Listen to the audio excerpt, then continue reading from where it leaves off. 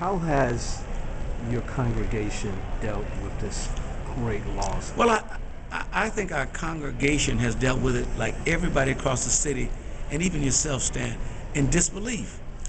When I went back, I checked with Cameron Alexander, some of the older ministers who were here long before me and been here a long time. And you can check because you're a great researcher and historian. There has never been a brutal murder of a black clergy. Now, there have been whites killed at service stations in the history of Atlanta, even during the lynching era. So it's like disbelief and what is the connection and all of that. Those things are in the air. So the congregation itself is wondering, how did this, why did this happen? So at the eulogy, I simply said at this time, let's do what we do best. Let's bring comfort to the family and comfort to all of you, and let's move to the next level. Let's let the law enforcement people move ahead with what they do best.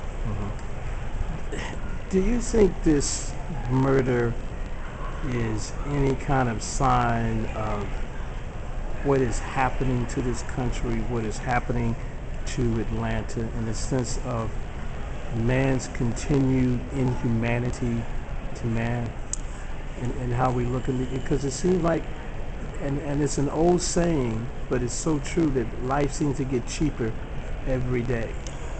When I looked at the early morning news today, I saw a black woman, I think in New York, who drove 3 of her children into a water. The 10-year-old got out and swam to the shore.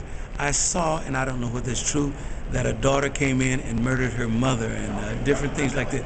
So we realize the world in which we live. But it has never gone into the disrespect of the clergy. But now we must understand that now there is sickness. There are people now that are doing heinous crimes for whatever reason, disconnected from logic. So it shocks me, but it does not surprise me.